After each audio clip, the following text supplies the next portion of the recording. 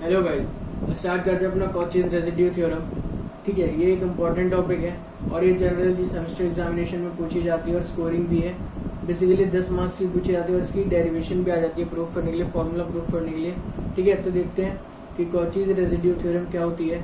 तो Cauchy's residue theorem होती है हमारे पास, if F Z is analytic within and on a closed curve C except at finite number of poles z1 z2 z3 zn whose residues are r1 r2 r3 rn। अगर हमारा कोई function F Z analytic है within and on a closed curve C के अंदर, ठीक है, closed curve C के अंदर अगर हमारा कोई फंक्शन एनालिटिक है, उसके कुछ फाइनाइट नंबर ऑफ पोल्स होंगे। फाइनाइट नंबर ऑफ पोल्स होंगे तो फाइनाइट नंबर ऑफ पोल्स हम डिनोट करेंगे z1 z2 z3 और zn। मतलब z से हम फाइनाइट नंबर पोल्स को डिनोट करेंगे whose residues are r1 r2 r3 rn।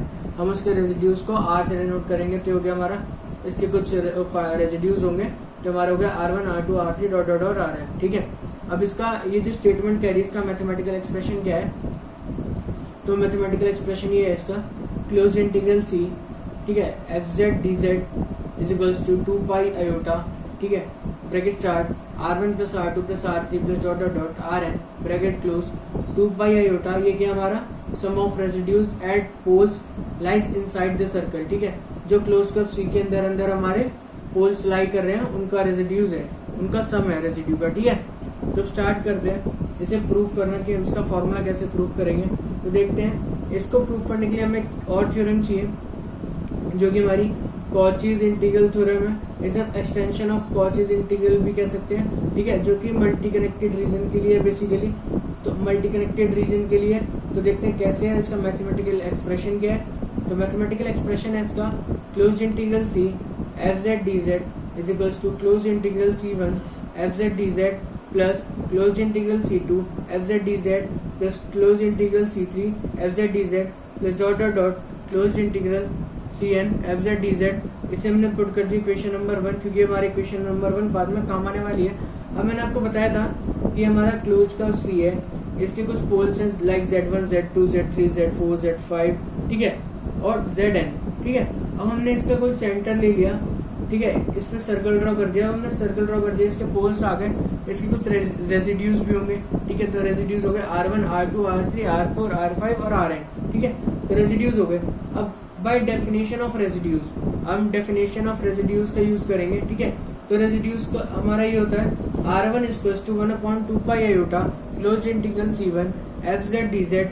ठीक है, और अब हम F Z D Z close integral c1 D Z को इधर ले गए तो हो गया हमारा r1 इंटू 2 पाई आयोटा, तो हमारी वैल्यू आ गई क्लोज इंटीग्रल c1 की।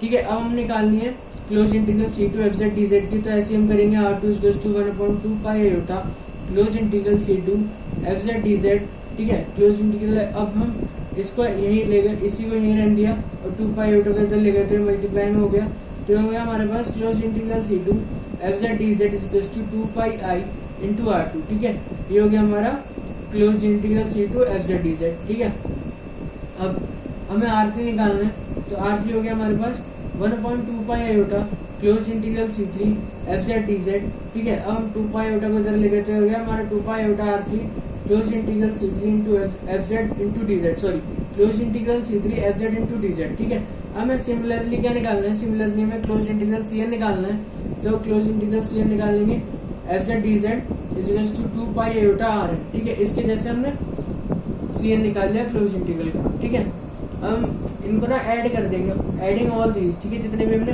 r1 r2 r3 वाले रेजिड्यूज निकाले थे, ठीक है, close integral c1 close integral c2 close integral c3 plus close integral cn। ठीक है, तो हमने निकाल लिया। तो अब देखते हैं close integral c1 F Z D Z plus close integral c2 F Z D Z, क्योंकि हमने इन्हें ऐड कर दिया ना, एडिंग ऑल दीज, तो हमारे पास आया close integral c3 F Z D Z plus dot dot dot close integral F Z D Z. ठीक है, is equals to 2 pi iota. अब मैंने 2 पाई आयोटा कॉमन ले लिया और r1 plus r2 plus r3 plus dot dot dot rn। ठीक है, ये हमने ब्रैकेट क्लोज कर दिया, इसे कॉमन लेके। ठीक है, अब हमारी इक्वेशन नंबर 1 क्या कहती है, इक्वेशन नंबर 1 कहती है कॉचीज इंटीग्रल एक्सटेंशन थ्योरम वाली। ठीक है, वो क्या कहती है, वो कहती है हमारी जो इनका सम होता है वो किसके इक्वल होगा, हमारा close integral C F Z D Z के इक्वल होगा। जो हमारा आ गया close integral C F Z D Z is equal to 2 pi iota bracket start R1 plus R2 plus R3 plus dot dot dot plus Rn, ये हमारा हो गया कॉचीज रेजिड्यू थ्योरम। ठीक है, तो this proves the Cauchy's residue theorem, ये हमारी proof हो गई कॉचीज रेजिड्यू थ्योरम। अब मेन टॉपिक में रेजिड्यू भी है, तो हम रेजिड्यू कैसे निकालेंगे, तो इसके कुछ मेथड्स है फाइंड करने के। बेसिकली दो ही मेथड है, दो मेथड कह लो तो केस कह लो, ठीक है, सॉरी जो केस कह लो, ठीक है। तो various methods to find residue. तो केस नंबर 1 हमारा क्या है, residue when z equals to A simple pole. ठीक है, हमारा सिंपल पोल है, ठीक है, जिसकी पावर 1 है, ठीक है, डिनोमिनेटर में जिसकी, अब मैं बताऊंगा आपको पोल्स कैसे निकालेंगे। ठीक है, तो जिसकी पावर 1 है तो उसे हम सिंपल पोल कहेंगे। तो इसका फॉर्मूला है limit z tends to A z minus A into F Z. ठीक है, अभी मैं आपको क्वेश्चन के उससे बताऊंगा कि इसको कैसे निकालेंगे। तो चलते अपने केस नंबर 2 पे। तो केस नंबर 2 हमारा when z equals to A is pole of order of m। ठीक है, अगर हमारा z equals to A pole है ऑर्डर ऑफ m का, तो हम इसे कैसे निकालेंगे इसका रेजिड्यू। तो इसका रेजिड्यू निकालेंगे, residue at z equals to A is equals to 1 upon m minus 1 factorial d m minus 1 upon D Z की पावर m माइनस 1। ठीक है, bracket start z minus A की whole power m into F Z bracket close at z equals to A. ये हमारा हो गया residue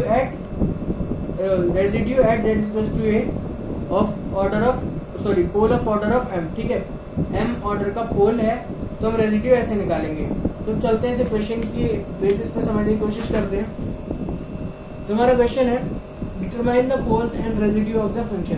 हमारे पास दो फंक्शन गिवन है, इसका हमें पोल और रेजिड्यू निकालना है। तो हम पोल कैसे निकालेंगे, पहले फंक्शन देखते हैं। फंक्शन हमारा पहला फंक्शन है z square upon z minus 1 into z minus 2 का होल स्क्वायर। ठीक है, हमें पोल्स कैसे निकालने हैं, जैसे मैंने आपको बताया था पहले की वीडियोस में कि सिंगुलर पॉइंट्स कैसे निकालते हैं। तो सिंगुलर पॉइंट्स बेसिकली हम इनका डिनोमिनेटर है वो 0 से इक्वेट कर देते हैं, और जिसके ऊपर पावर होती है वो हमारा ऑर्डर हो जाता है। ठीक है, तो हमारे पोल्स आ गए z इक्वल्स टू 1, क्योंकि हमने सिर्फ 0 से इक्वेट कर दिया, तो हमारे पास z इक्वल्स टू 1 एक पोल आ गया, और दूसरा पोल आ गया z इक्वल्स टू 2।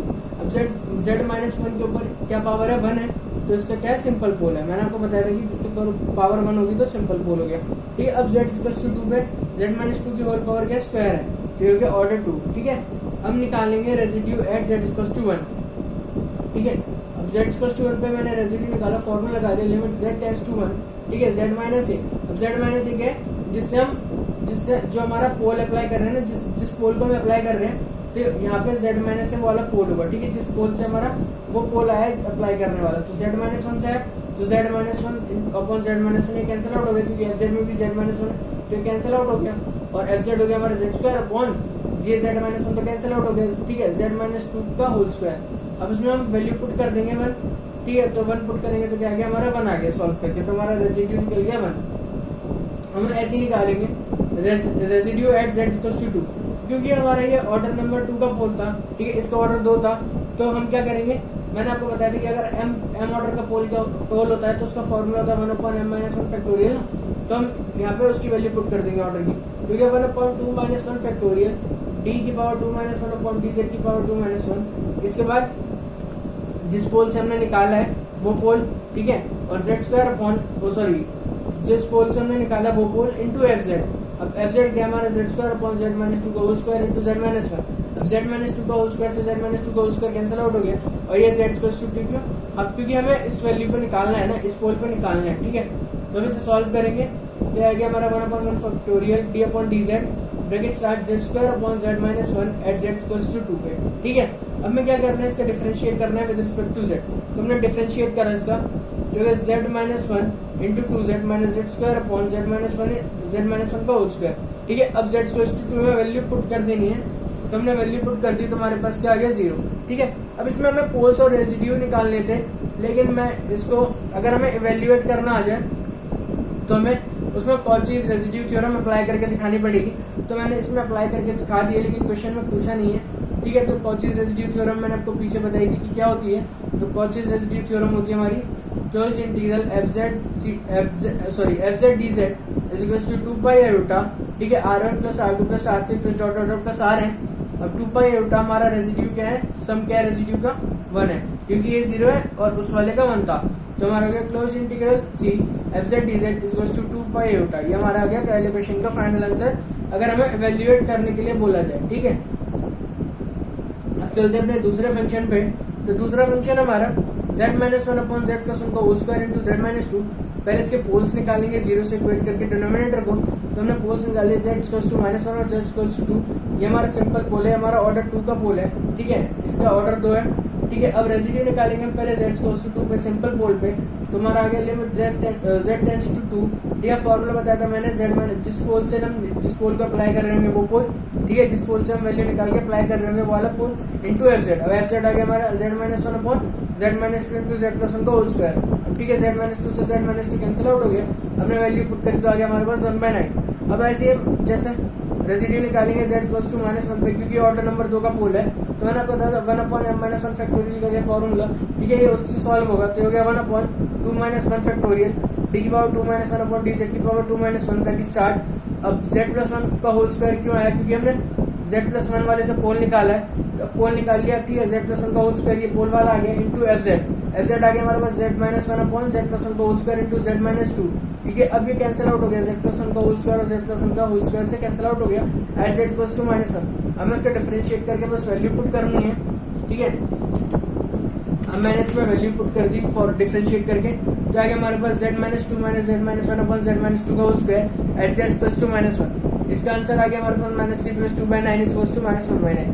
तो हमारा फाइनल आंसर हो गया रेजिड्यू का माइनस वन बाई नाइन। हमें क्या करना है, इसे इवेल्युएट भी करना है, लेकिन हमें क्वेश्चन में बोला नहीं गया इस वाले में, लेकिन अगर आता है evaluate by using Cauchy's residue theorem तो हम ऐसे करेंगे, ठीक है। तो close integral C F Z D Z equals to 2 pi iota R one plus R two plus R three plus dot dot plus R N, ठीक है। अब हमें रेजिड्यू प्लस करने हैं, तो एक की वैल्यू थी 1/9, एक की वैल्यू थी माइनस 1/9, तो दोनों कैंसिल आउट हो गए। तो हमारा फाइनल आंसर आ गया close integral C F Z D Z equals to 0, ठीक है। इसी के साथ अपनी वीडियो खत्म करते हैं। I hope you will understand how to prove Cauchy's residue theorem and how to solve questions based on Cauchy's residue theorem. Now you will be able to solve questions based on Cauchy's residue theorem. If you like the video, please subscribe the channel and press the bell notification icon for getting instant updates on engineering mathematics. Thank you.